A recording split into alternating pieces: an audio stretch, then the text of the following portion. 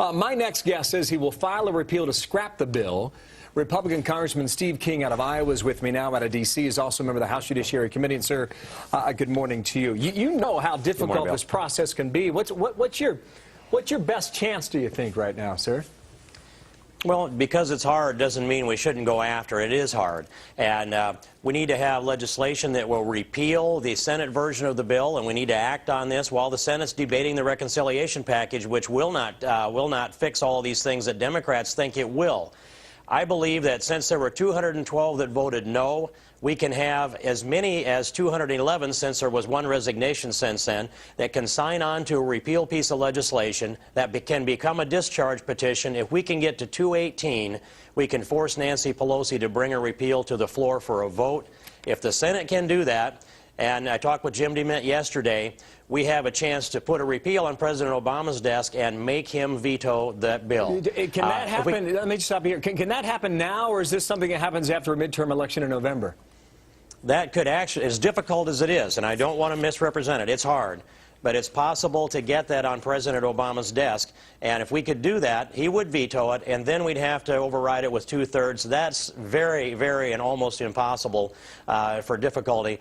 But there's a political component to this, too. We need to identify the people that are for repeal, and it's part of the vehicle that sets the standard so that when the American people go to the polls in November, that they will know that part of what we're asking for from them is a mandate to repeal this socialized medicine bill and give people back their liberty. This is all on the political side of the equation. There's a legal side, too, that I'll get to in a moment here. But you mentioned it. You need control of Congress. You need enough votes on the Senate side to override a veto. That's not easy. Once these entitlements start, you know, based on history, how difficult they are to reverse. I'm certain you're aware of that. Well, I'm very well aware of that, and that's why I fought this bill so hard. And I was the last member of Congress to leave the Capitol on Monday morning after the vote, and I couldn't sleep. I woke up and put a request in for a bill draft at the opening of business yesterday. There are others that are working on that same path. We know how difficult it is, but it's 4 years before all of this actually kicks in. So the dependency class that they're seeking to create in order to support them politically is not going to be actually underneath this for at least 4 years. So we have a chance to turn this back.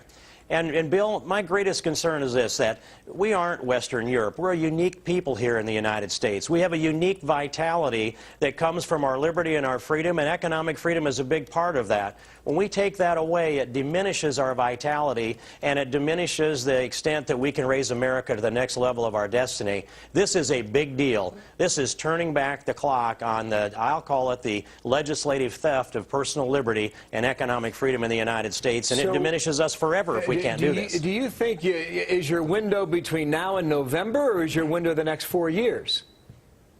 Our window between now and November is where we gather the foundation to get the mandate from the American people so we can do the repeal coming actually the other side of the election in November. And it may well take until we have a new president in 2012. But we've got to do this effort, or we're going to have to capitulate to dependency forever. I understand your side on the political equation. What about the legal side? Have you studied that much? And if so, what do you think the best shot is in the courts? Well, I'm, of course, a member of the Judiciary Committee, as you said, and I'm on the Constitution Subcommittee. And there are a number of different components of this. I think we need to bring them all. And first, there is no constitutional authority to impose this on the American people. That's been spoken to in the previous few minutes. Also, the Equal Protection Clause. This treats people in different states differently. Nebraska, Florida, Louisiana, for example. And there is no authority under the Commerce Clause. For them, there are people that are not going to be engaged in interstate commerce that would have to buy this anyway under this and bring the IRS in, as well as a violation of the 10th Amendment. So I think we go at it in every place in the Constitution that we can, and I certainly encourage the lawsuits that will be filed today.